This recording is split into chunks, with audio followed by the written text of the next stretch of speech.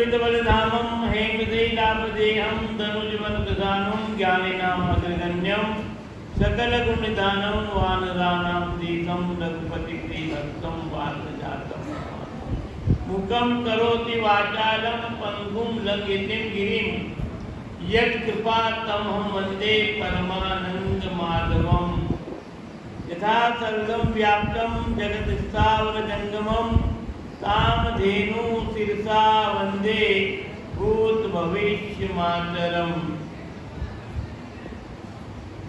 निगम कल्पतरोर्गलितं फलम् शुभमुखादमृतं द्रवसंयुतं पिबत भागवतं रसमालयं मुहुरहो रसिका भुवि भावुका। भगवान कृष्ण के श्री चरणों में कथा के प्रारंभ के पूर्व प्रणाम अभिवादन निवेदन करता हूँ। स्वामी जी श्री रामचंद्र जी महाराज के पावन चरणों में प्रणाम। सतगुरुदेव भगवान के चरणों में प्रणाम। सुखदेव जी महाराज, वेदिया जी महाराज, सुख जी महाराज, तो भागवत के जितने भी कथाकार वक्ता हुए हैं उनको एवं श्रोताओं को बारंबार प्रणाम निवेदन करते हुए भगवत प्रेमी भाइयों, माताओं, बहनों, श्रीमद् भागवत महापुराण का 9 दिवसीय कथानक आप लोगों के मध्य में चल रहा है और आज का जो कथानक है यह विश्राम की ओर चल रहा है। भगवान श्री कृष्ण की एक गुणानुवाद गाने में वेद भगवान भी नेति नेति किए जाते हैं, अर्थात हमको आगे नहीं जानते, आगे नहीं जानते।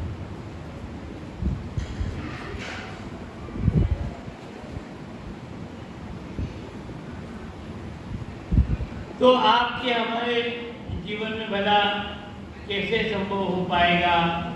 हमारा जीवन अल्प है, आयु अल्पज्ञ है, ऐसी स्थिति में बड़ा पार पाना बड़ा कठिन है।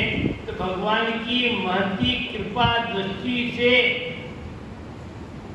हम कुछ भगवान के गुणानुवादों की कृपा से ही गा सकते हैं। कल के दिवस में राजसूय की उनकी बात बताई थी और फिर मैं दानव के द्वारा बनाए गए महलों की तिलस्मी कहानी, तिलस्मी भाव, विपरीतताएं उनको समझ नहीं पाए और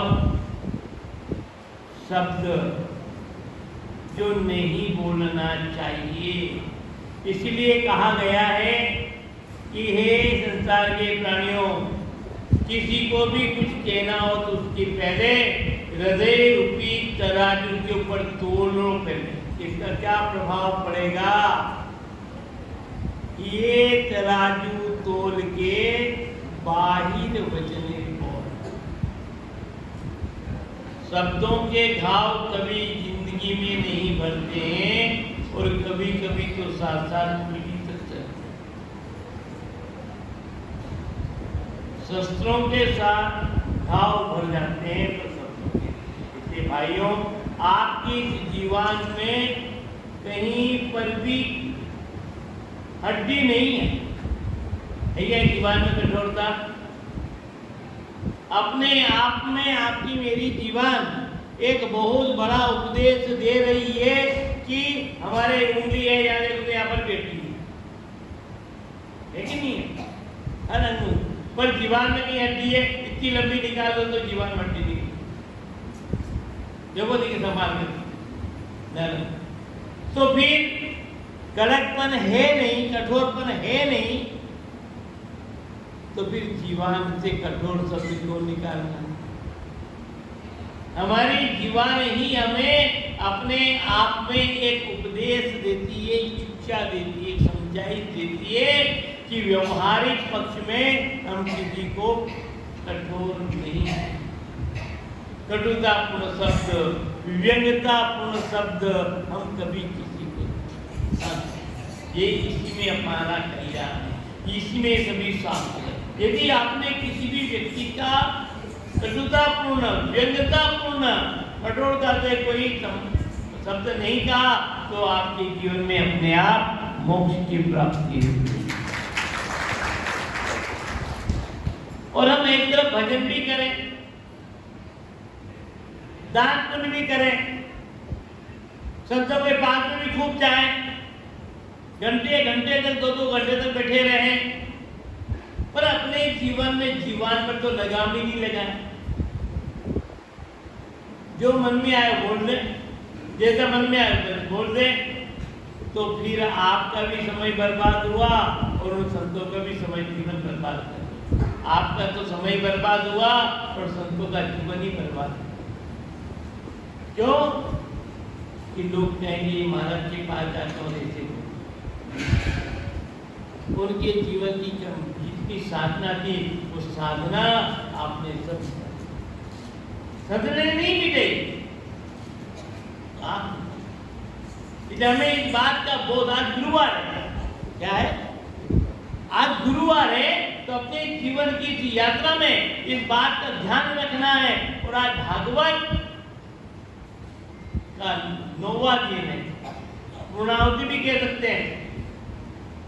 तो आज आप कुछ देंगे, बुद्धि को कुछ चढ़ाएंगे, श्रद्धा सुमन चढ़ाएंगे, तो मैं आपसे निवेदन करता हूं कि आप श्रद्धा सुमन बाहरी वस्तु के माध्यम से, वस्त्र के लिए, फूलों के माध्यम से, पैसे के माध्यम से, ये तो ठीक है, पर अपने सुमन के माध्यम से, मन से आप इस प्रकार के आचरण से मुक्ति हो जाए। तो कटु शब्द हम अपने जीवन में नहीं बोले, अपशब्द नहीं बोले, किसी का अपमान नहीं करें, ये जो है संकल्प ले ले और ये यहाँ भागवत में चढ़ा दे, तो मैं समझूंगा कि आपकी जो है मेरे भागवत की प्राप्ति। बोलिए कृष्णचंद्र भगवान, दत्त गुरुदेव। क्या करें, बड़ी मजबूरी है कि 2 दिन से कथा में दे कर थक गए। क्या है, हमारा तो बार बार पूरा थक गए। कब तक करें, ऐसी बात है ना, थक गए क्या? तो अपना फिर कभी कर लेंगे। आज ये कथा जितनी है आज एक छोड़। बोलिए कृष्णचंद्र। मेरे को डरा रहे थे आप, साधु को मत डराना भैया। भाइयों, शिशुपाल सार्वक्ष्य पौंड्रक्षापि दुर्मति। सुखदेव जी महाराज बोले कि हे राजन, शिशुपाल सारू और सोंडुक का वध होने के बाद उनके प्रति अगर हितैषी जो मरे ना, उनका हितैषी दंतवक्ता है, और वो अकेला ही भगवान से लड़ने की चला और गदा लेकर के आया। भगवान श्री कृष्ण ने उस मदोन्मत्त क्रोध में आवेशित होकर के भगवान के ऊपर गदा का प्रहार किया। भगवान ने कोमा नाम की गदा से उसके वक्षस्थल जोर से मार दी। इसके द्वारा सत्यवक्त मारा गया और देवताओं ने दुंदी बाजी बजाए। दंत वक्र के नाश से अरिदल हुआ निरा, चला विदुरथ को दिकर बिना थी। एक प्रकार भगवान श्री कृष्ण का जो प्राकट्य हुआ था ना, मूल किन को संहार करने की हुआ था पृथ्वी के ऊपर, एक कल तो निमित्त था, मूल तो शिशुपाल और दंत वक्र ये पूजन ये भगवान के जय विजय पार्वत थे और अपने वापस लोक में चले गए, या मुक्ति मिली, मोक्ष मिल गया। 3 जन्म तक इन्होंने भगवान से विरोध किया।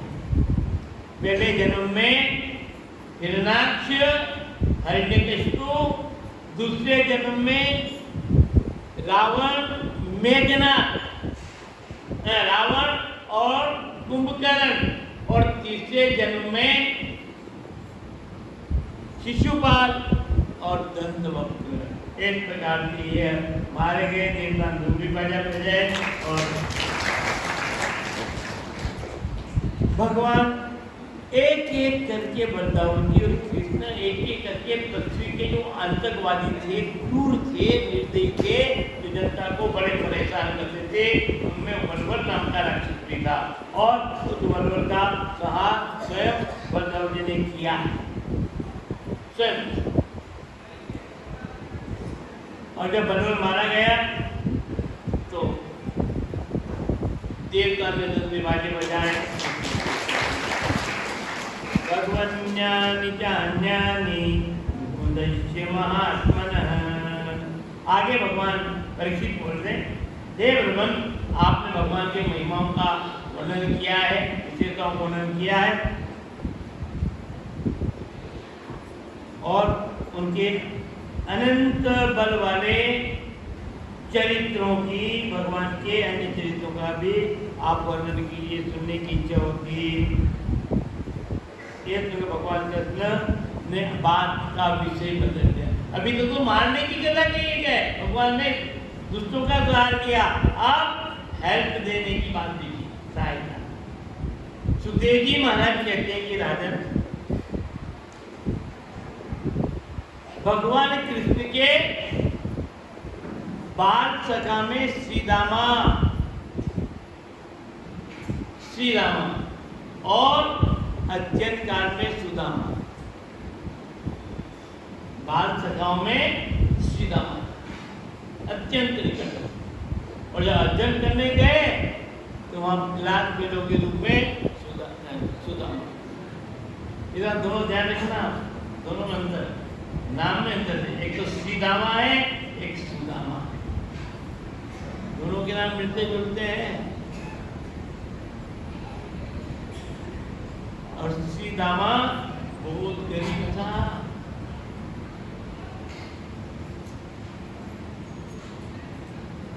और मिल करके सब सबसे बाल बाल, पर ये श्रीदामा के घर से कुछ नहीं, केवल छाछ ला। एक दिन तुमने अपने अपने घर से भोजन लेके आओ, भोजन लेके जब आए ना तो श्रीदामा गरीबी स्थिति में अपने घर से छाछ ला और एक तरफ जाके बैठ गए। और जब एक तरफ बैठा और वो भी भगवान ने कहा, श्रीदामा मेरा मित्र है, मेरा सखा, दूर जाके बैठा, अरे सखाओं मेरा बोलते, और वही वहीं पर वह अपना छाछ राफी है यह उपयोग में ले रहा है, और मेरे को दे ही नहीं रहा, मैं समझे लेता हूँ।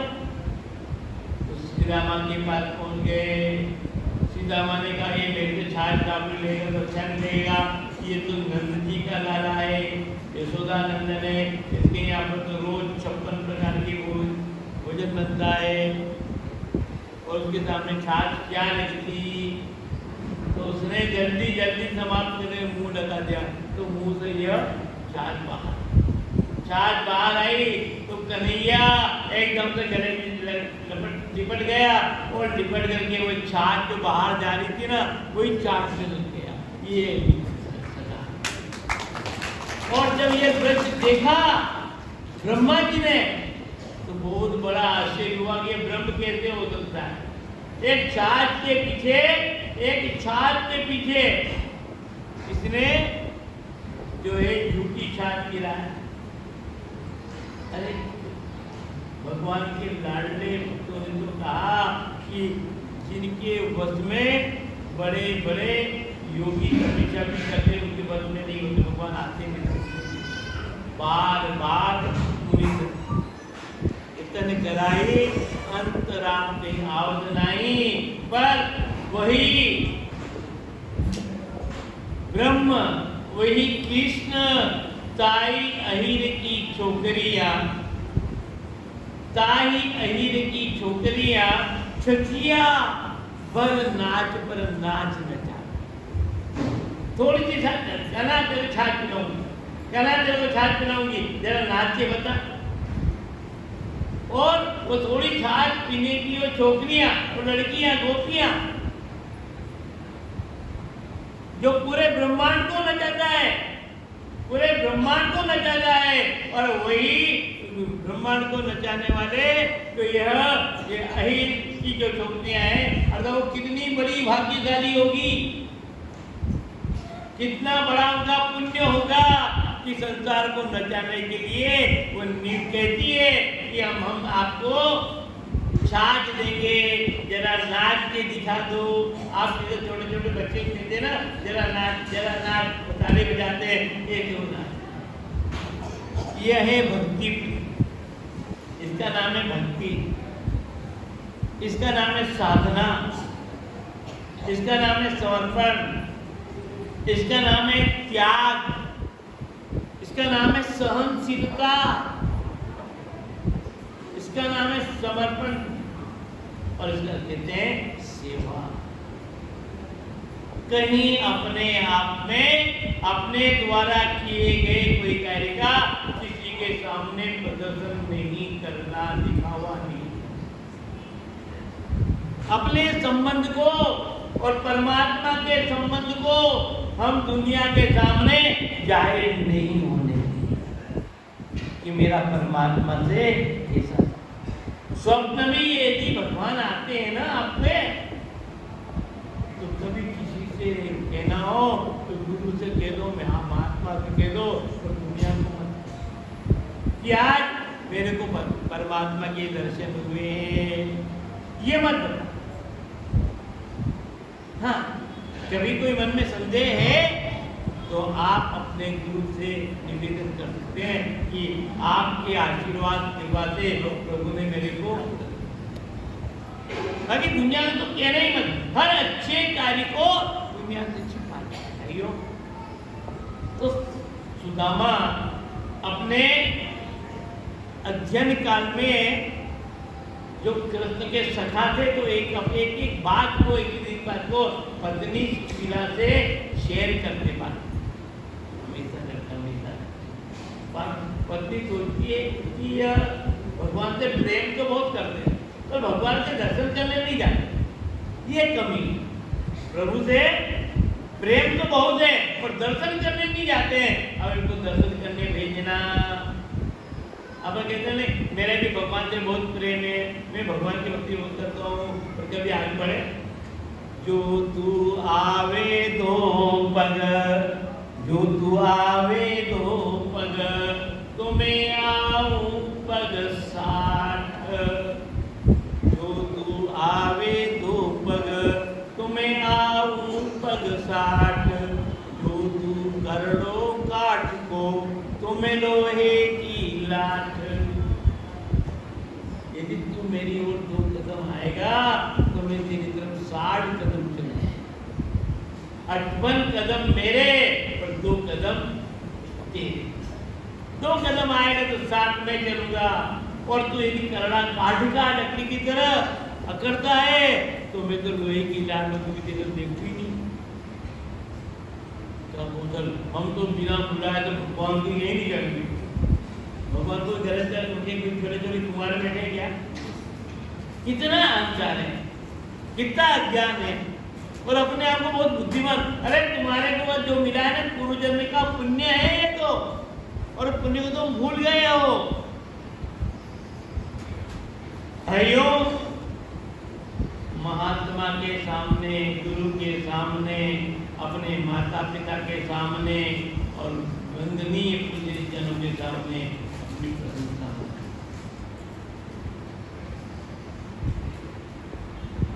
अपनी प्रशंसा मत करना, वरना वो नारद जी की बात है। नारद जी ने अपनी प्रशंसा, मैंने कामदेव को जीत लिया, तब शंकर भगवान ने कहा, ब्रह्मा जी ने कहा, तो उन्होंने कहा कि कीजिए और कभी विष्णु से मत कीजिए। पर वो तो अपना अच्छे काम किया ना, दिखाना चाहते हैं। ये जीव का स्वभाव है। मना किया फिर भी किया, मना करने के बाद में भी पहुंच गए, कह दिया। तो आपने देखा ना, राजकुमारी के लिए श्री राजा के राजकुमारी से विवाह करने की इच्छा, और भगवान हरि आपका रूप दे दो, क्यों सुंदर तो आप ही हैं, तो आपका रूप दे दो। बिल्कुल दे रहा हूँ। कथा लंबी जोड़ी है और आप सब जानते हैं, पर भाव क्या है? ये हम अपने द्वारा किसी अच्छे कार्य को हम श्रेष्ठ जनों के सामने व्यक्त नहीं करें। ठीक है, बोलिए कृष्णचंद्र सतगुरु। भाइयों, सुशीला ये क्या कहिए ना, क्या आपको अपने सखा की याद नहीं आती, क्या मिलने की इच्छा नहीं होती? आप बार बार मुझे रोज कहानियां तो सुनाया करते हो, कितना सुनाया करते हो, जाना चाहिए ना। उन्होंने आपके देवी जला तो जाऊँ, पर रोज हमारे नीतिकार धर्मशास्त्र कहते हैं कि राजा के यहाँ जाना हो, किसी महात्मा या गुरु के पास में जाना हो, किसी ज्योतिषी के पास में जाना हो,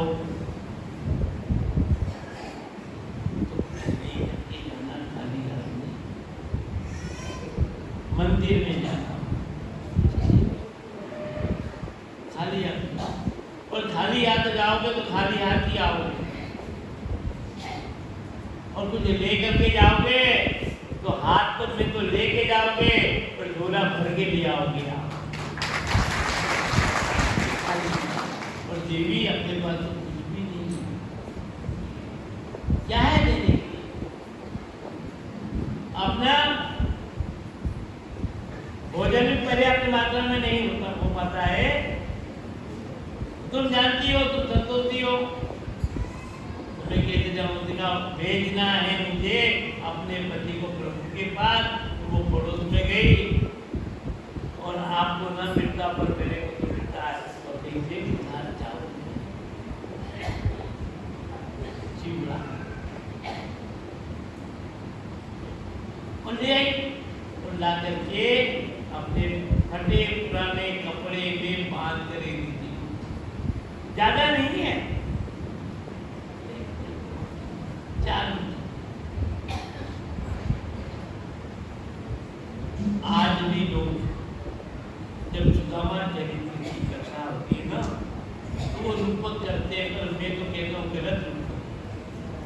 अरे सुदामा 4 मुट्ठी चावल लेके गया था, तो उसके पास तो कुछ नहीं था, और उसकी पत्नी मांग करके लाई थी, और वो लेकर के गया। उसकी हिम्मत को देखो, उसकी बहादुरी को देखो, उसके त्याग को देखो। और आपने भी उसी का रुपए कपड़े, अरे आपके पास तो भंडार भरे हुए, फिर भी वही 4 मुट्ठी चावल। आपकी अपनी स्थिति देखो, फिर थोड़ा सा मुट्ठी था एक कपड़े में ला करके बांध दिया, और ऐसा देता रहे, गुरु की पोटली रखी मैंने। अरे इतना परमात्मा ने दिया, अरे उसको तो कुछ नहीं दिया था, तो मांग करके दिलाया। ऊपर आप अपने घर में भंडार भरे हुए, उसमें से भी आप नहीं करते। ये भी एक प्रकार की हमारी जो पोजीशन है, हम जिस स्तर में है उस स्तर से दान करना, उस स्तर से लेना। हम ये नहीं कहते कि घर फूंक करके दान, पर आपका स्तर क्या है? आपके स्तर जो स्टैंडर्ड कहते हैं ना, आपके पास स्टैंडर्ड क्या है, उसके सामने वही, छोटे ने भी वही, बड़े ने भी देखा। ये भूल है। आप उससे बड़े हैं, सक्षम है, समर्थ है, तो अपनी सामर्थ्य का मान सीखिए। इसलिए जगह जगह अन्नदान, स्वर्णदान, वस्त्रदान, भूमि दान, गजदान, अर्थदान, गोदान, ये अलग अलग दान क्यों नाम दिए कि जिस व्यक्ति का जिस स्तर का व्यक्ति है उस स्तर का व्यक्ति वो मिलता है। अपने स्तर के मान से श्रेष्ठ समझना, शास्त्र आपको समझा अनेक एक प्रकार के नहीं है, पर एक ही प्रकार के दान में सभी दान की महत्ता आ जाती है यदि आपने उस मान से दिया, उस क्षमता के मान से। सवाल है फिर सभी करने की जरूरत नहीं। हाथी का दान करना है तो वो भी यदि आप हाथी के काबिल दान करने योग्य है तो इतना दो आप, हाथी में सवाल है। और चावल के काबिल है सुदामा की तरह तो समय भी, अरे भगवान ने तो कह दिया कि पत्रम पुष्पम फलम तोयम। पर आपने कभी अपन क्या कहते हैं, कई बोली महाराज आपने तो फूल की जगह पाखड़ी देखिए लोग ने कन्यादान में ने दिखा हुआ, मैंने बैंड बाजे के सामने भी 500 के लगे वहां तो कितने 500 के, और यहाँ क्या कई को नहीं महाराज फूल की जगह पाखड़ी। अरे विचार करो, जो अच्छी जगह जा रहे हैं वहां तो फूल की जगह पाखड़ी, और जिसका हो सकता दुरुपयोग भी हो। आपके बैंड बजाने वाले आपके स्वजाति बंधु हैं, गुरु भक्त सभी हैं क्या? मतलब आपने जो भी किया उसका पैसा लेकर के दारू की दुकान पर जाएंगे तो वहां जाएंगे तो आपका पैसा कहाँ गया? सोचना, विचार करना। मैं विरोधी नहीं हूं, पर आपकी आंखें खोलने की बात दे, उससे देना जरूर चाहिए। दे तो विचार करना कि सब कुछ करा परमात्मा ने दिया, तो परमात्मा के लिए हाथ पीछे मत खींचो। बोलिए कृष्णचंद्र भगवान। देखिए आपके यहाँ पिछले 9 या 8 दिन, 8 तो 9वां दिन है ना, पिछले 8 दिन से नित्य नैमित्तिक रूप से आप भक्तों ने झोलियां खोली है, झोली खोल दी, और झोली खोली तो रोज जो है ये अन्न सेवा हो रही है, बड़ी श्रद्धा। और फिर कोई रुका रुका नहीं है, चकाचक है, आनंद की बात है। इसको कहते हैं दान। कोई कह नहीं रहा कि देखो देना पड़ेगा, अपने आप में। महाराज जी मेरा भी नंबर, कोई संयुक्त भी कर रहे हैं तो कोई अकेले भी कर रहे हैं, कोई मिलकर के भी कर रहे हैं तो भी स्वागत है, और कोई अकेले कर रहे हैं। महाराज जी मेरे को इस काबिल बनाया है तो मैं अकेले कर लूंगा, की बात है, वेलकम। सक्षमता के मानते ये भाग होते। भाइयों ये सुदामा चरित्र है, और सुदामा जी जब गए तो टोकरी नहीं, सुश्री मंगा ने बांध के, और चिट्ठी में क्या लिखा? द्वारकाधीश के चरणों में कोटि से अभिवादन, आपके सखा सुदामा के यहाँ आपकी दुनिया में तो महीने में 2 बार एकादशी आती है। आपकी दुनिया में तो महीने में 2 बार एकादशी आती है, और आपके सखा सुदामा के घर में महीने में 2 दिन द्वादशी आती है। क्या कहा उसने? महीने में 2 दिन द्वादशी आती है। एकादशी के दिन उपवास और द्वादशी के दिन पारना खोलते हैं। तो बल या तो महीने में 2 बार ही द्वादशी, बाकी तो एकादशी है। समझ गए श्याम सुंदर? और जब जाते हैं ना तो धीरे धीरे एक बुला है,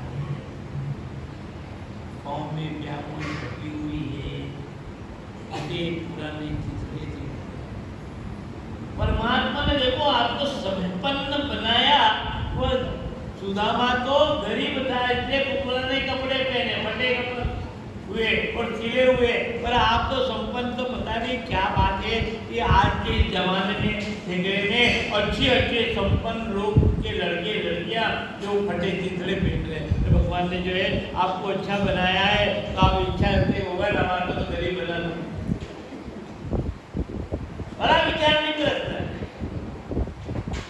अरे जो आप फटे चितड़े पहनते हो तो अच्छे कपड़े कहीं गरीबों को पहना दो। कभी घुटने से फटे हुए हैं, कभी जांघों में से फटे हैं, कभी कहाँ से फटे हुए हैं, कहाँ पे बड़ी विचार नहीं। हमने फैशन के में अपने नेशन अर्थात हमारी फैशन में हमारी जो संस्कृति, नेशन राष्ट्र की जो संस्कृति है, राष्ट्र की जो धरोहर है, राष्ट्र की जो परंपरा है, उसको भी भुला दिया। हम फैशन में हमारे राष्ट्र की धरोहर को भुलाए नहीं, संस्कृति को भुलाए नहीं। हमारे राज्य की संस्कृति क्या है,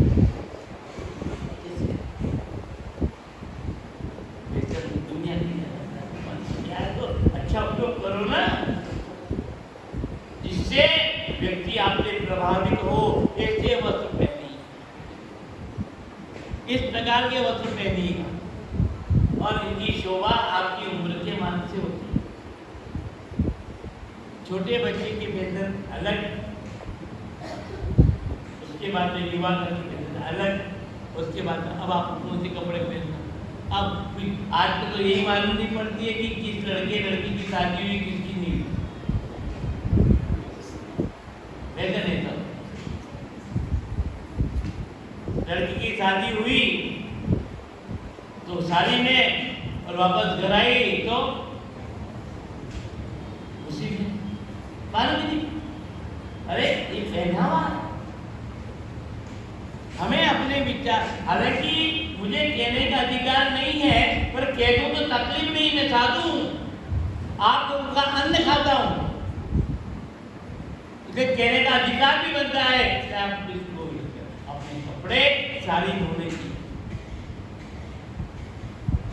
शालीन कपड़े, इससे आपके कुल का भी गौरव बढ़े और आपकी महिमा बढ़े और हमारे राष्ट्र की संस्कृति भी जीवित बनी रहे। हमारी शिक्षा कितनी भी हो, हमारे पास संपत्ति कितनी भी हो, पर इसका अर्थ नहीं कि हम ऐसे ज्यादा व्याख्या नहीं,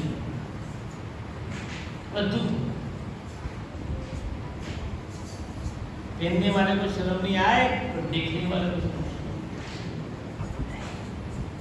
पहनने वाले को नहीं आए, देखने वाले। तो भाइयों, बातें हैं सुशीला ने पत्र पहुंचे हैं, राज्य में विश्राम किया। श्याम सुंदर ने कहा मेरा पत्र आ रहा है, सोया हुआ है, लगा हुआ है, तो गरुड़ जी को भेजा और गरुड़ जी सोए हुए अपने सर है। श्याम सुंदर के सगा को पंचम चुपचाप करके द्वारिका के बाहर चलने की परेशानी नहीं, कैसे चलेंगे। अरे आप जब मन में विचार करते 4 धाम की यात्रा में जाते हैं तो उत्तराखंड की यात्रा में बड़ी कठिन यात्रा, अब तो बहुत सुगम हो गई, फिर भी कठिन तो है, पर जब हिम्मत करते हैं ना तो अपने आप आपको हिम्मत चले जाते, अपने आप आप हिम्मत तो कीजिएगा, शुभ कार्य के लिए आप जरा हिम्मत कीजिएगा, परमात्मा आपके साथ है। पहुंच गए। अब पूछा कि ये नगर कौन सा है, उनका ये नगर पोरबंदर, द्वारिका की नगरी है क्या? पोरबंदर से आए और द्वारिका आगे इतना जल्दी? मैं तो सोच रहा था बहुत दिन और द्वारिका पहुंचे तो आके हमें द्वारिकाधीश से मिलना है। ठीक है, मिलने का तो सब, हाँ ब्राह्मण बन के जाते हो तो दरवाजे खुले, तो बराबरी के बन के जाते हो तो फिर बराबरी का परिचय देना। बाहरी वेश देखकर तो बराबर हो ही नहीं लगता। बड़े पुराने कपड़े हैं और भगवान के मित्र देते हो तुमने, ये द्वारिका जी थे तो दीन गरीब है। पर जैसे द्वार पर के पास पहुंचे, द्वार पर से रुका है, धक्का भी दिया है, पर प्रभु के यहाँ जाओगे ना कठिनाई तो आएगी। अरे संसार में भी जाते हो, अरे कठिनाई आती है, तो परमात्मा के यहाँ जाओगे तो कठिनाई है तो आएगी आएगी, पर एक तरफ कठिनाई आएगी तो एक तरफ पीछे से परमात्मा आपको प्रेरणा देने वाला भी है और हिम्मत देने वाला भी है। एक द्वार पर ने कहा, बोलो आप जिद करते हैं तो आप ब्राह्मण है तो हाँ ब्राह्मण भी है और सिक्रिया दी भगवान का सखा भी कहता तो ना, ब्राह्मण तो है ना, अपन ब्राह्मण को तो मना ही नहीं करते, ब्राह्मण के लिए तो टिकट भी नहीं, तो ब्राह्मण मान के भेज दो। नहीं कुछ किया है मेरा अपने आप में सखाऊं, अंदर जाकर के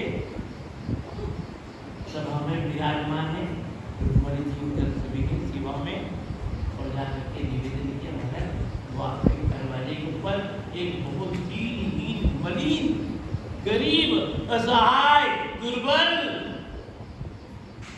एक वृद्ध सा व्यक्ति आया है, वो अपने आप को आपका सखा कहता है। भगवान ने पूछा आपको ठीक है नाम क्या है? सुदामा। और भगवान ने बिना विलंब के जैसे सुदामा सुना और दौड़ करके चले गए और दरवाजे पर पहुंच जाते हैं और सुदामा भगवान से गले मिल जाते हैं बड़े आलिंगन बंद होकर के, और ऐसे मिले कि दोनों एक दूसरे को पकड़ लेते हैं। सुदामा जी सोच रहे हैं कि इनका शरीर जो कोमल कोमल है, नरम नरम कोमल कोमल है, कि मेरा शरीर हड्डी है तो ढांचा है तो इनको तकलीफ नहीं पड़ जाए। और भगवान श्याम सुंदर सोच रहे हैं कि बहुत कमजोर है और कमजोर में थोड़ा जोर से लगाऊंगा पकड़ने का तो कहीं हड्डी की चकनाचूर हो जाएगी, टूट जाएगी तो नया और परेशानी आ जाएगी। दोनों के मन भाव क्या है कि मैं कठोर हूँ, मेरी हड्डियों पर ढांचा है, शरीर के ऊपर मांस है ही नहीं, और इनका शरीर तो कोमल कोमल है, ऐसा नहीं है कि कोमल देह में मेरी हड्डियां चुभे। तो कितना पवित्र है, हाथ पकड़ करके बड़े प्रेम से सभा में ले गए और अपने सिंहासन पर बिठा दिया, अपने सिंहासन पर, कोई भेद नहीं रखा है। और फिर कहा कि जाओ जल्दी खाए, तो हमारे भारत के अच्छे कवि हुए हैं पंडित नरोत्तम दास, जिन्होंने खंड काव्य लिखा है सुदामा जी, उसका एक चरण आपसे बता दूं कि जिस समय चरण धोते हैं ना तो जल की हरी नीली खड़ी है, पर भगवान श्याम सुंदर की आंखों में अश्रुधारा बह रही है। मित्र के सगा जब अपना वाला मिलता है ना तो अपने ही आंखों में आंसू आ जाते हैं। पानी परात कोई छुयो नहीं, नेनन के जगसु पगत होए। पानी परात को छुयो नहीं और नेनन के जगसु पगत होए। एक प्रकार से भगवान ने अपने नेत्रों के जल से सुदामा के चरण कमल को धोए हैं और बड़े प्रेम से अपने अंग वस्त्र जो पीतांबर था उस पीतांबर से चरण को अब वो ये वैभव को देख करके इतने बड़े वैभव और इनकी महारानियां इन सबको दिखाएंगे के सामने यह जो है मुट्ठी भर चावल क्या रखते हैं तो वो तो उसको और दबाते हैं इतने ऐसा नहीं हो जाए और खुल जाए अपने सामने क्या लगेगी। इस वैभवशील वस्तु के सामने और अपमान होगा चावल लेके तो भगवान का अपमान हो रहा है, प्रभु का अपमान हो रहा कि आपका ऐसा वैभव है तो ऐसी चीज लाया। परमात्मा किसी का वैभव नहीं देखते हैं, उसके अंतःकरण की सत्ता की भावना रूपी वैभव को देखते हैं। हम जब भी परमात्मा के पास में जाए तो हमारे अंतःकरण की भावना है।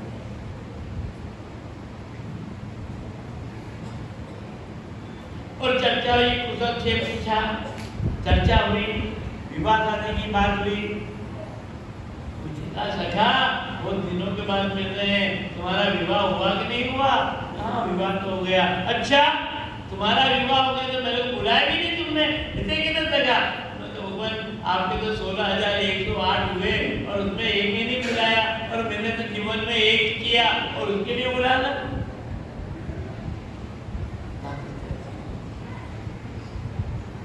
और देखो उस दिन याद है तुम्हें, अपन गए थे जंगल के अंदर लकड़ी लेने के लिए और जो है गुरु माता ने अपने को कुछ चने दिए थे, याद है? फोन खोले इनके सबके साथ। और अगर तुम्हारे को वो पानी कितना गिरा था, पानी कितना गिरा था और पानी गिरा तो अपने को भूख भी लग रही थी, ठंड भी लग रही थी और चने भी दिए थे और तुमने हमारे चने दोनों ले दिए। तो क्या किया? आप तो एक ही देगा, आप तो सबके सामने मारने का कर। तो श्याम सुंदर क्या कहते हैं? तुम्हारे दान की पीता है। भगवान परमात्मा और महात्मा याद रखना, अपने भक्त की इज्जत जाने नहीं देते। कोई भी कमजोरी यदि भक्त की है तो परमात्मा अपने भक्त की कमजोरी को दुनिया को कभी नहीं बताते, उसकी विशेषता दिखाते। परमात्मा भी वही करते हैं, अपने शिष्य की, अपने निकटस्थ सेवक की कोई कमजोरी है तो उस कमजोरी को दुनिया भले कितनी कमजोरी बता दे और उसको सब अच्छे में प्रकट कर देते हैं। नहीं ये नहीं अवगुण मत देखो।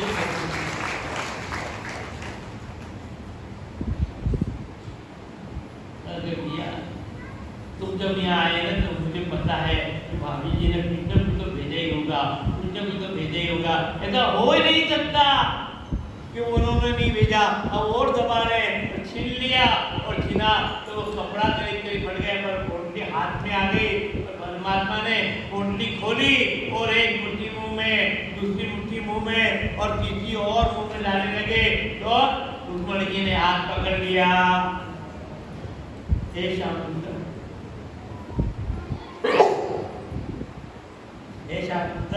आप कर क्या रहे हैं? आपके लाडले भक्त का प्रसाद केवल आप ही खाएंगे? आपने भोग लगा दिया और हमारे को वितरण कर दीजिएगा। और दूसरे रूप में कहना भगवान आपने इस गरीब सुदामा को 2 मुट्ठी चावल खा करके दोनों लोग दे दिए, अब तीसरी मुट्ठी जा करके आप 3 लोग देना चाहते हैं तो आप हम क्या रहेंगे? हमारे लिए भी व्यवस्था होना चाहिए ना। तो ये भाव किया है और आनंद प्रेम से रहे और अपमान सम्मान किया, साथ उठे बेटे गाय पी और अंत में पहले दिन का पावना, दूसरे दिन का वही और तीसरे दिन ये उसकी बची गई। जाना नहीं, मिलने आते मिलना हो गया। फिर भगवान से निवेदन करते हैं कि श्याम सुंदर मैं घर जाना चाहता हूँ, हमारी बात भेजिए चली। श्याम सुंदर का ठीक है जाओ, ज्यादा मनवान नहीं थी, ज्यादा मनवान नहीं थी। आपकी इच्छा है तो मैं तो जानता हूँ में 2-4 दिन रहे, पर व्यवहार पक्ष है कि केवल हाँ छिपने में मनवा जिमाने में मनवा। पर जो आपके मेहमान आए हैं उनको एक बार 2 बार कह देगा, एक दिन और रुकिए, 2 दिन और रुकिए, ज्यादा जिद नहीं करना। पता नहीं वो किस परिस्थिति से आपके यहाँ पर आए हैं और वो 1-2 दिन समय निकाल लिया तो जाना चाहते हैं, उनको जाने दो, मनवा जरूर करें, पर ज्यादा वरना वह आपके यहाँ आना तो वो आ जाएंगे तो बहुत गुजार करेंगे ना, तो टाइम नहीं है, ये नहीं जाने नहीं है, चाचा आश्रम नहीं बचेंगे। और आपको कितना वहाँ गए तो मनवा किए, आपको भी सोचना चाहिए कि मैं इतने दिन के लिए आया था, अब मैं कोई तकलीफ नहीं है। तो भाइयों, भगवान कहते हैं कि सुदामा जी ये यहाँ पर आप जितने दिन रहे ना, उतने दिन जितने भी कपड़े आपने पहने हुए ये सब सरकारी कपड़े राजकीय वस्त्र, आपके कपड़े व्यवस्थित धुला करके व्यवस्थित रखें। आप जिन कपड़ों से आए हैं उन्हीं कपड़ों से जाए। हमारे ये जितने कपड़े हैं जो मैंने हमारे यहाँ के हैं ये सब सरकारी कपड़े, सरकारी भवन में रहे, सरकारी भोजन किया, पर आप ध्यान से आए तो चले जाइएगा। और साथ में आए हैं तो भाभी जी ने कुछ भेजा, पर यहाँ तो श्याम सुंदर इतना निष्ठुर और इतना जो कहना चाहिए कंजूस निकला कि भाभी जी के लिए कुछ भेजा ही नहीं, कुछ भी नहीं भेजा। वहां से विदाई हुई, दरवाजे तक विदाई देने गए, दरवाजे से नगर में विदाई देने गए और जाते ही वहाँ तो आकाश मार्ग की माध्यम साथ और यह देखा कि जहाँ पर मेरा मकान बना था और यहाँ पर तो आलिशान 9 खंड का महल बन गया है, द्वारपाल चौकीदार सब खड़े हैं।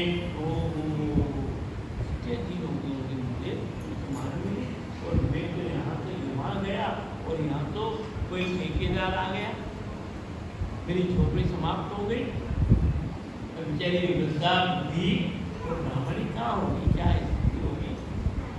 पर ये तो पूजा की थाली लेकर के दरवाजे में अच्छे आभूषण वस्त्रों में अपने पत्नी को भी नहीं पहचान पाए और हमने स्वामी के चरणों में प्रणाम किया, देवी तुम जैसा, हाँ ये सब श्याम सुंदर की कृपा, तुम तो यहाँ गए और उनके सेवक यहाँ आकर के एक दिन में इतनी बड़ी वैभव देती है। तो इस प्रकार से परमात्मा जब देता है तो 1000 हाथ से देता है और भाव निर्मल चाहिए।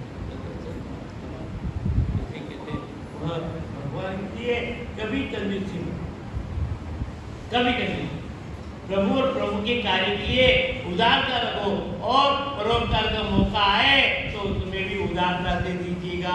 आपकी क्षति बुद्धि किस रूप में करेंगे कुछ पता ही नहीं लगेगा।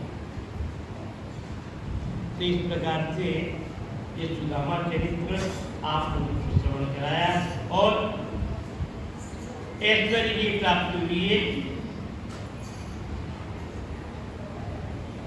सूर्य ग्रह का अधेक कदा द्वारसत्याम तस्थो राम कृष्णयो।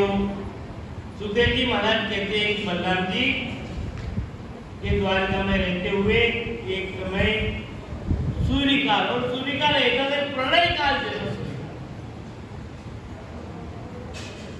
और सूर्य किरण था वह, और सूर्य किरण में वह जो है सब वसुदेव जी, देवकी, कृष्ण की महारानियां, प्रद्युम्न और प्रद्युम्न इस सब सूर्य किरण के अवसर पर सब परिवार और जाकर के सूर्य किरण में यज्ञ हवन दान आदि किया है।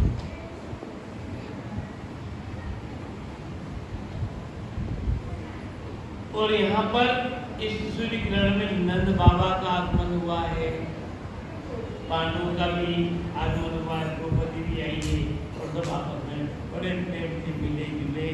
और फिर देव ऋषि नारद ने वसुदेव के मन में अपने ये मेरा बेटा है, मेरा पुत्र है, ये जो मोह था ना, ये तेरा बेटा नहीं, तो साक्षात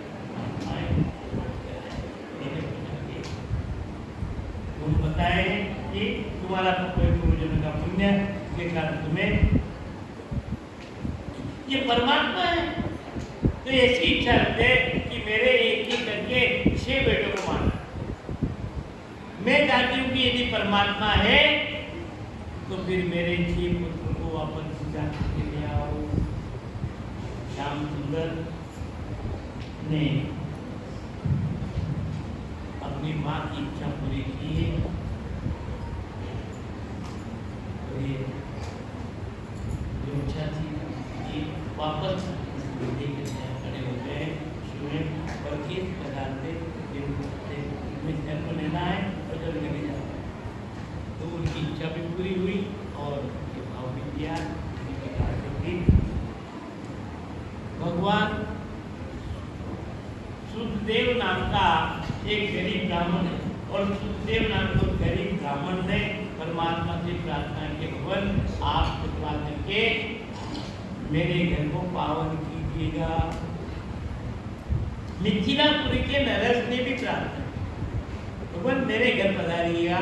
तो भगवान मिथिलापुरी के नरेश के यहाँ पर भी महेश जाप के गए हैं और सुखदेव नाम का गरीब ब्राह्मण के यहाँ पर भी महेश परिवार और महेश और दोनों दरिद्र के यहाँ पर भी बुलाते हैं तो भी पहुंच गए और राजा बुलाते हैं तो भी पहुंच जाते हैं। परमात्मा यह नहीं देखते कि अमीर है कि गरीब है, तो व्यक्ति की भावना है। परमात्मा महात्मा व्यक्ति के पद को, पैसे को, प्रतिष्ठा को नहीं, उसके अंतःकरण के भाव को देकर के व्यवहार करते हैं। ये सबसे बड़ी परमात्मा है। और फिर जितने भी वेद स्थितियां हैं उन्होंने भगवान के नहीं को जानते निर्मा नहीं। इसी कथा के अंतर्गत ब्रह्मा विष्णु तीन में कोई भेद नहीं, पर तीनों के भक्त संसार में अलग अलग। ब्रह्मा के भक्त शिव जी के भक्ति से संपन्न, पर भगवान विष्णु के भक्त तो उन्होंने कहा कि दरिद्र नहीं हो तो पहले ले लेते वापस। जैसे उदाहरण दिया नरसिंह, नरसिंह के पास में 56 करोड़ स्वर्ण मुद्रा का मालिक था, पर संत सेवा में सब समर्पित कर दिया और नानी बाई का मायना भरने का समय आया तो वो तो भिखारी कुछ नहीं और लिस्ट बड़ी लंबी चोरी आई तो भगवान स्वयं नानी बाई का मायना भरने पहुंच जाते हैं। पहले देते हैं फिर बाद में हटा देते। परमात्मा कहते मेरा भक्त जो आएगा ना तो मैं पहले तो उसका अपमान, दुनिया वाले अपमान करेंगे, तिरस्कार, परिवार नष्ट बिखर जाएगा, संपत्ति चली जाएगी और फिर भी मेरे को नहीं छोड़े तो फिर अंत में उसको माला मार कर मेरे पकड़ दिया।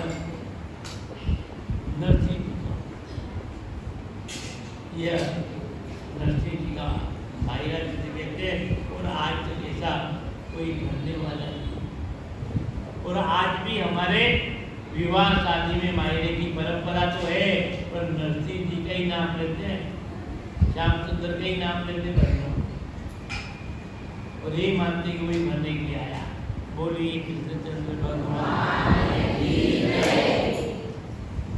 एक उदाहरण दिया है भस्मासुर।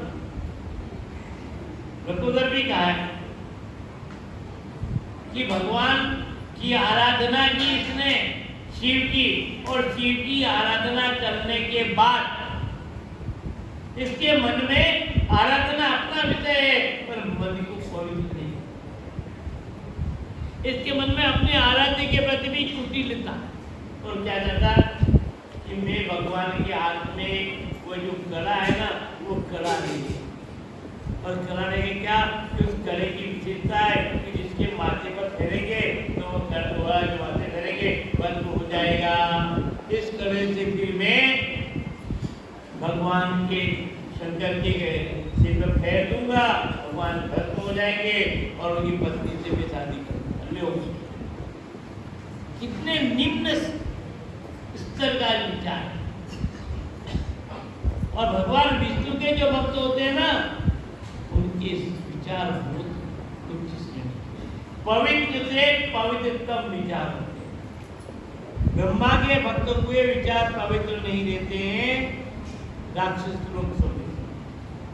शिव के संपत्ति मिल जाएगी, वरदान मिल जाएगा, तो विचार पवित्र नहीं।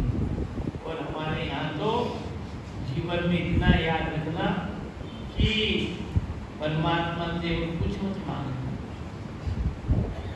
कुछ मत मांगना, एक चीज मांगना और वह है सुंदरकांड।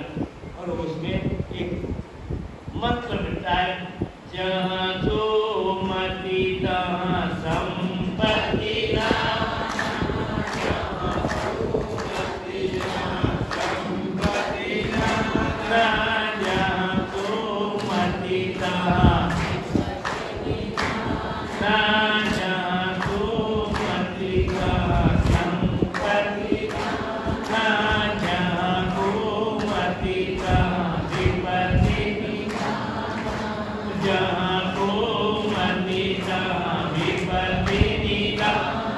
हमारी मति पवित्र बनी रहे, शुद्ध बनी रहे, चाहे कैसी भी परिस्थिति आ जाए। हम कितने ऊंचे हो और नीचे आ जाए तो भी कोई बात नहीं, हमारी मति शुद्ध हो। और हम नीचे थे और ऊपर चले गए तो भी हमारी मति सुमति भी चाहिए और परिवार में सहमति भी चाहिए, सुमति भी चाहिए और सहमति भी चाहिए। कोई भी घर में काम करना हो, नया जुना, तो पूरे परिवार की सलाह लो, खींचातानी नहीं, सुमति, अच्छा कार्य। गलत रास्ते से जाने से बचो, गलत कर्म से बचो, तो आपकी जीवन में जहाँ सुमति कहाँ संपत्ति लाना, संपत्ति की कोई कमी नहीं आएगी। और जब सुमति आएगी तो परेशानी परेशानी, मुसीबत ही मुसीबत, और संपत्ति है जो भी चली रही। इसलिए भाइयों और कुछ न मांगो परमात्मा से और महात्मा से, उस सुमति की हमारे विचार अच्छे। एक कहावत है, सादा जीवन उच्च विचार, simple living and high thinking. हमारे विचार ऐसे हो, जीवन सादा हो, दिखावे का नहीं हो, और विचार अच्छे हो। विचार दिखावे के नहीं होने, बाहर बहुत लंबा जरूर दिखा तो विचार है पवित्र। तो भाइयों, यह प्रकाशुर भस्मासुर इसने परमात्मा को से वरदान मांग लिया। भगवान श्याम सुंदर ने वचन दे दिया, वचन दिया तो देखिए श्याम सुंदर स्वयं बचाने गए। पार्वती का बोलो क्या बात, उसने क्या बोली बात, तुम मेरे से प्रेम करते हो तो मैं क्या इससे प्रेम करती हूँ, पर मैं यदि इसके ऊपर खुश हूँ तो इसलिए हूँ ये नाचना बहुत अच्छा जानता है, और नृत्य में भी तांडव नृत्य बहुत अच्छा। क्या तुम नाच सकते हो? क्या तुम नाच सकते हो? ये भूल तो गया कि मेरे हाथ में कंगन है, हाँ नाच सकता हूँ मैं भी। और आज तक नाचने वाले जन्म ले रहे हैं। किसी जमाने में ऐसा कहते कि किसी घर में कोई नाचने वाला पैदा हो जाता तो बड़ा उस घर का अपमान था। क्या नाचने वाले छोले को पैदा किया, अच्छा नहीं मानते। और आज तो कोई नहीं नाचे तो उसका क्या, ये नाचने नहीं आते। और फिर आज तो वृद्ध नाचते, बूढ़े बुढ़िया नाचे। अरे क्यों बोलो चुटू बोल पाती में ये तुम्हारा जो माला पकड़ने का दिन, भगवत भजन करने का राम देवता दिन है क्या, ऐसी जगह जाने का दिन है क्या? अच्छा सास तो सुनो ना, ये इतना क्यों जिंदगी बर्बाद कर। मनुष्य को बार बार मिलेगा क्या? 84 लाख में चक्कर में घूम रहे हो, नाच ही तो रहे हो, इसे निकलो तो सही।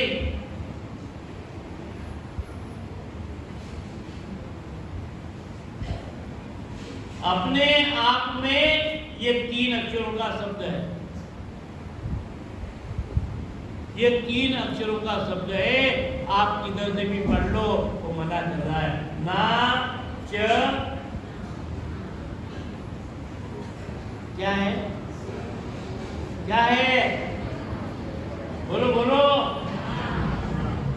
ना च ना, है ना। अर्थात कहीं पर भी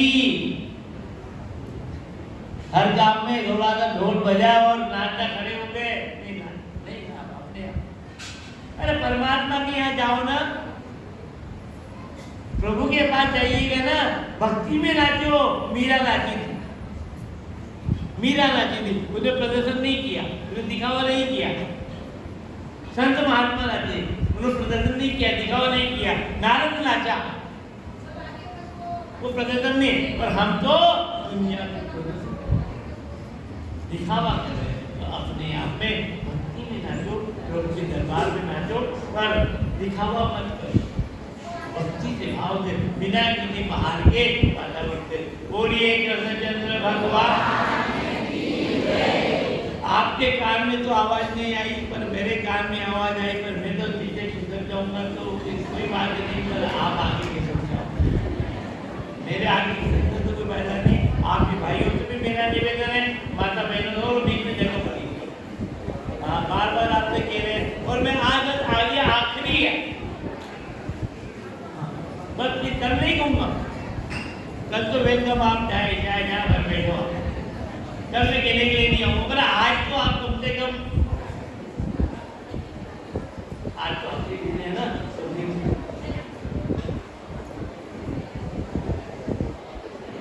तो भाइयों एक प्रकार से यह है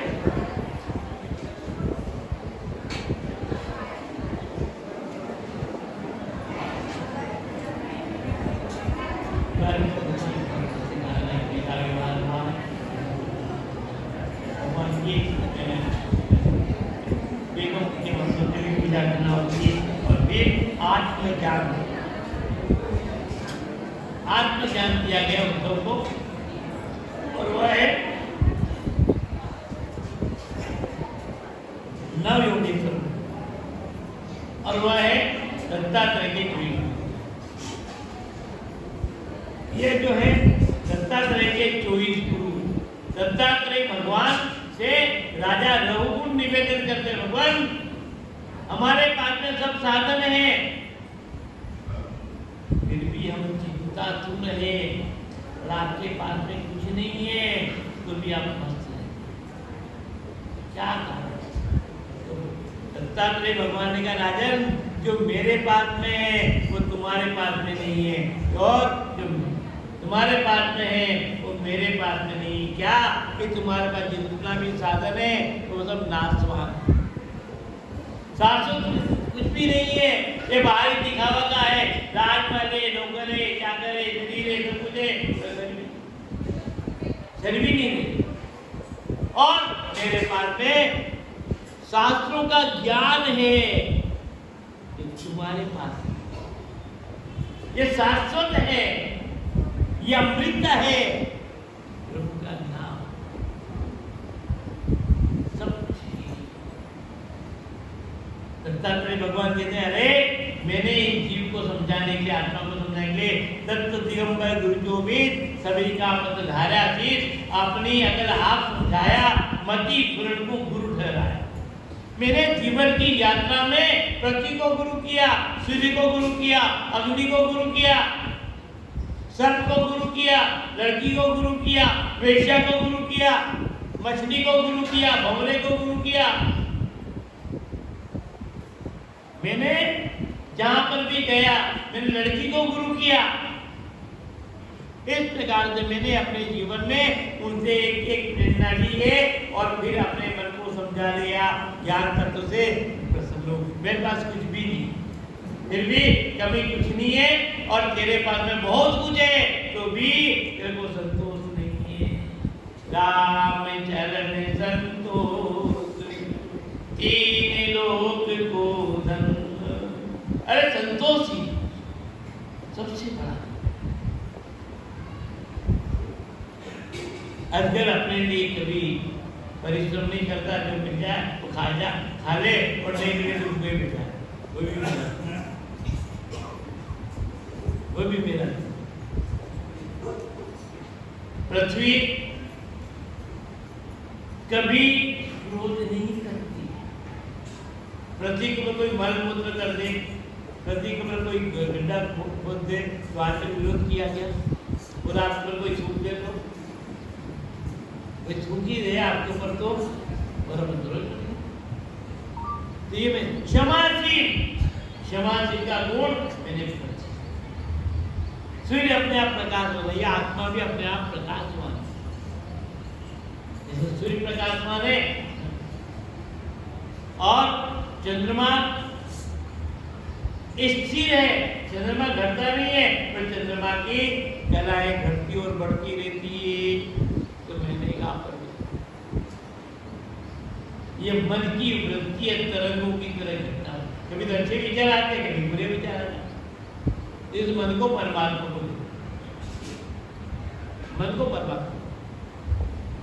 भुमरा चाहे तो वो कठोर से कठोर लकड़ी में छेद कर दे, पर वह भुमरा कोमल कोमल फूल कमल को भी छेद नहीं, पर उस विषय की वासना में, स्वाद के सुख में वो जो है सोचता है कि रात्रि गर्मी से भंवरा सुगंध मकरंद की सुगंध ले रहा था और कमल सूर्यास्त में मुरझा गया, तो उधर सुगंध कल्पना में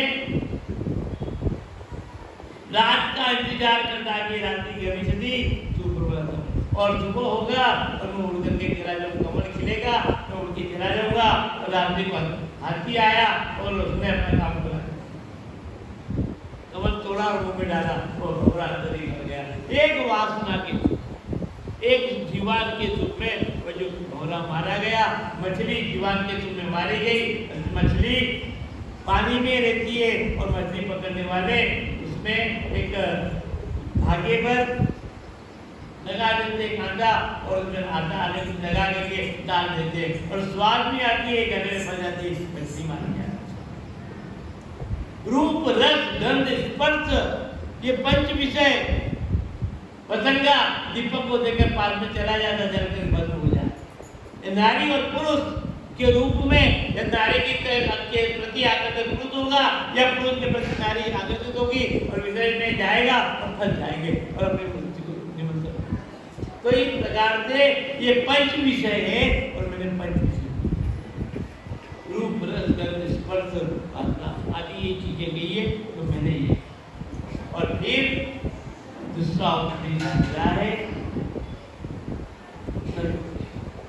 महाराज जनक ने एक बहुत बड़ा यज्ञ किया और उस यज्ञ में बड़े बड़े महात्मा अपने यहाँ पर एक ज्ञान यज्ञ आ रहा ना, तो मैं आप लोग तो बड़े ज्ञानी गुणी त्यागी तपस्वी और माला देने वाले दान पुण्य करने वाले सब लोग आए। और इसी ज्ञान यज्ञ नहीं होता तो रामदत्त नहीं, रामदत्त तो यही है, हम इकट्ठे बैठे रहते हैं कि अब कोई आएगा कोई आएगा, अरे वो नहीं आएगा।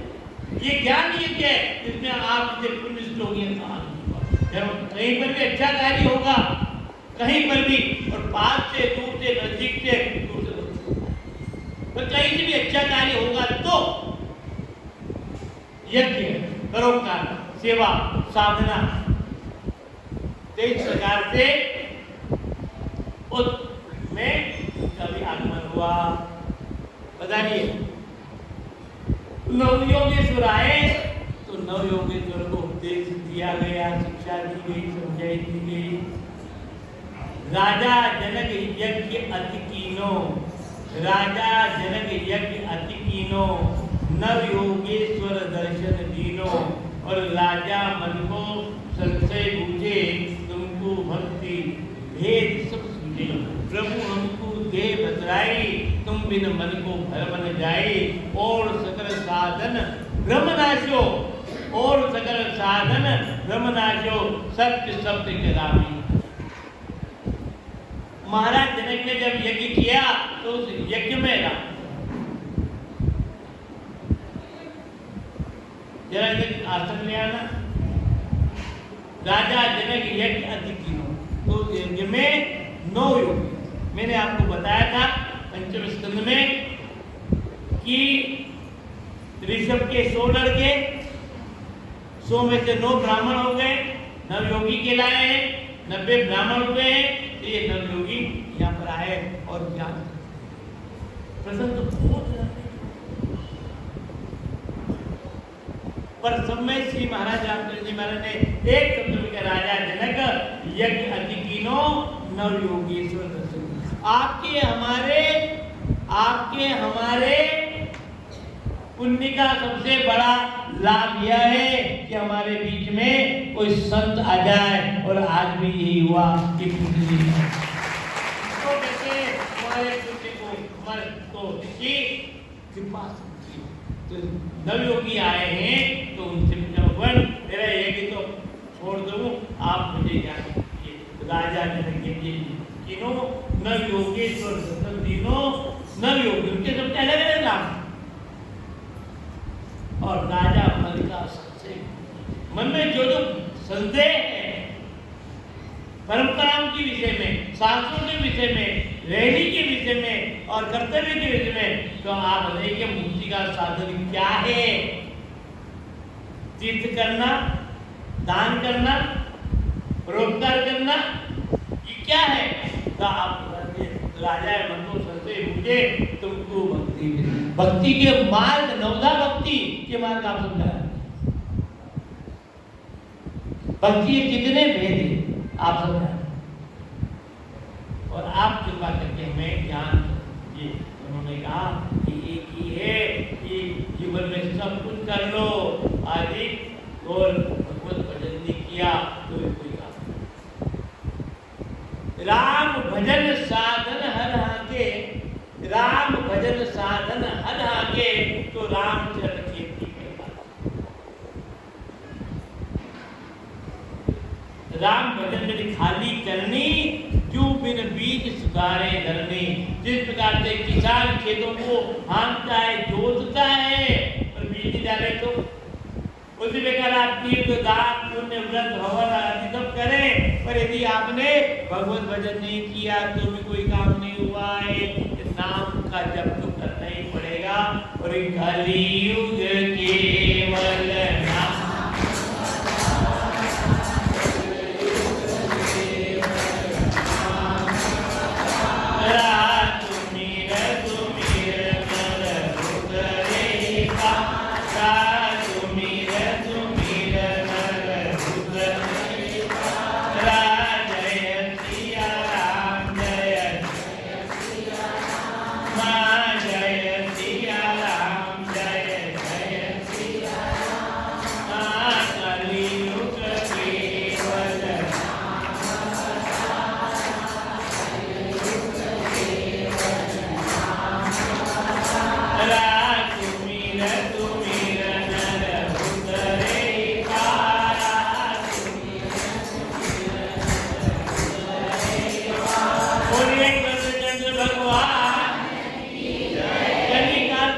केवल नाम, राम को नाम मुकुट मेरे सिरता, उपमा भरनी नहीं जावे। याई में योग जिज्ञास तुलाव संयम नेम तपेद आवे याई में तीरक वेद स्वरूप सनातन धर्म योई सतगावे होए कृपाल दियो गुरुदेव जी होए कृपाल दियो गुरुदेव जी राम चरण सोई मन भावे। ये गुरु महाराज कृपा करके आपको कहते हैं कि सब सच मेरे गुरु महाराज को उपदेश था वो अक्सर के छोटे शब्दों में कि राम भजो और लो भजो राम भजो और लो भजो नहीं आवे तो फिर भजो राम ना भजने मजा नहीं आया तो एक बार और भजो राम भजो और लो भजो नहीं आवे तो फिर भजो राम कहो आराम मिलेगा राम कहो आराम मिलेगा रोटी कपड़ा दाम मिलेगा रोटी लोग व्यवहार में व्यवस्था की बात की उन्होंने व्यवहार में क्या चाहिए भोजन चाहिए वस्त्र चाहिए राम कहो आराम मिलेगा रोटी कपड़ा दाम मिलेगा रहने को निज धाम मिलेगा और राम कहो यह है ये भागवत का सार है सार ये कलयुग में मनुष्य की उम्र अल्प हो जाएगी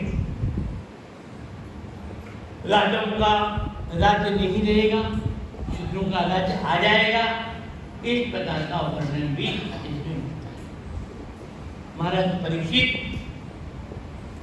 ने कहा है राजन और कुछ पूछना महाराज बस लगा आकर और करना अब तेरे को शरीर का जो ज्ञान है ज्ञान कि सर्प आएगा और मुझे दस लेगा तक्षक दसेगा तो नहीं महाराज अब मैं देख के भूल चुका हूँ मेरे को अब शरीर का कोई व्यवहार नहीं है मुझे तो बस अब समाधिस्थ अवस्था में और फिर तक्षक आए रास्ते में एक ब्राह्मण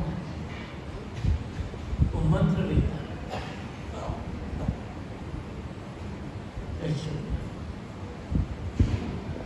दोनों ब्राह्मण के रूप में तक्षक भी ब्राह्मण के रूप में गया परिचय हुआ आप कौन तुम्हें तक्षक आप कौन तुम्हें तक्षक आप किधर तो तुम्हें गंगा के किनारे या परिचय तो आप तुम्हें भी गंगा किनारे तो जाने का है तो मैंने जो श्राप दिया ना वो मैं तक्षक हूँ सो दसूंगा तुम मैं इसे जा रहा हूँ कि राजा को तक्षक दसेगा और राजा की मृत्यु हो जाएगी तो फिर मैं अपने मंत्र से वो जल को उतार दूंगा राजा खुश हो जाएगा प्रसन्न हो जाएगा नया जीवन दान मिल जाएगा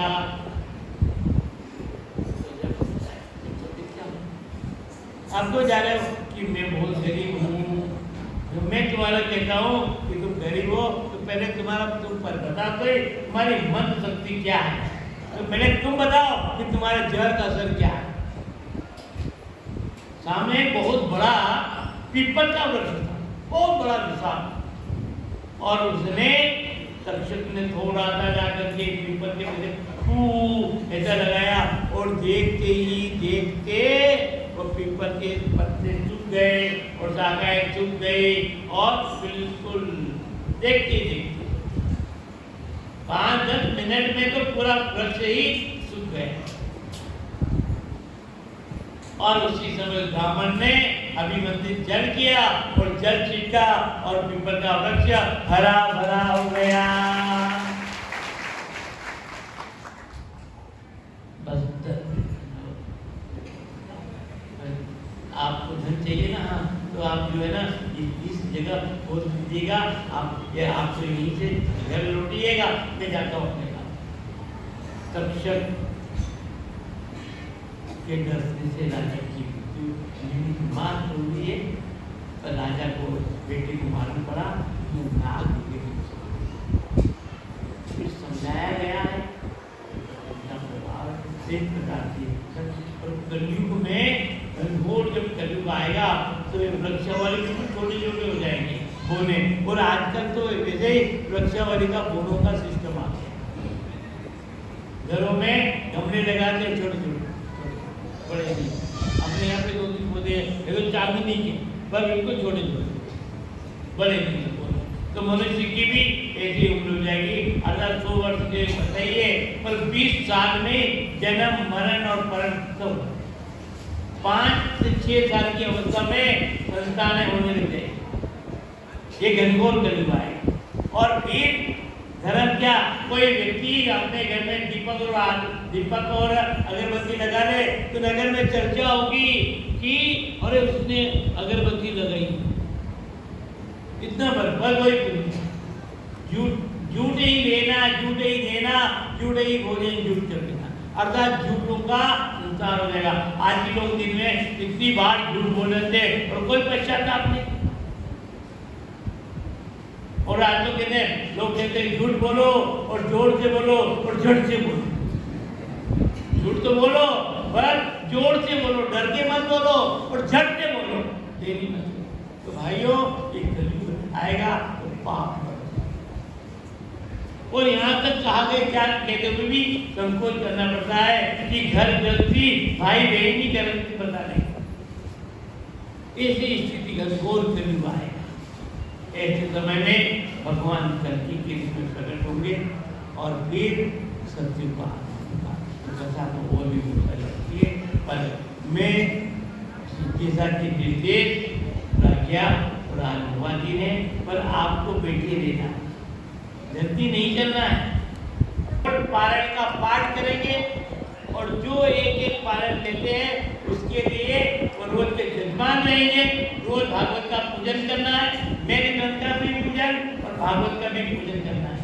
और भागवत का पूजन एक जजमान एक ही करना है जो आप देखिए। उसके अलावा कोई व्यक्ति चाहता है तो सभी ब्राह्मणों का पूजन और दक्षिणा देना चाहता हूँ तो बहुत हाथ जोड़ करके आपका स्वागत, ये भी कर सकते हैं। तो एक प्रकार से 108 की अनुष्ठान करने, ब्राह्मणों का अनुष्ठान करने का जो है मेरा मन का भाव है। अब ये कब पूरा करते हैं, कौन करता है, पर अब आज मेरे शुभ मन में आया तो मैंने आपको अपने भाव कि आप कभी कठोर से बने, क्योंकि वैसे तो है तो ये मकान भी बन गया तो उसमें कहीं पर भी अपन लंबा चौड़ा मैदान होगा, 108 में पाठे होंगे और 108 पंडित बैठेंगे और फिर भोजन होली का भोजन फलिहार और जजमान यदि बाहर के हैं तो उनका भी भोजन फलिहार, ये आवास की व्यवस्था सभी एक साथ व्यवस्थित, तो वो सब खर्चा आपके ऊपर है। एक प्रकार से कोई योजना है और जब योजना बनेगी तो आप तक बनाया जाए। आप यदि थोड़ा समर्थन करेंगे तो फिर हमारे को हिम्मत आ जाएगी, तो फिर हमारी शब्द अपनी हमारे पास ही रहेगी। बोलिए कृष्णचंद्र भगवान की जय।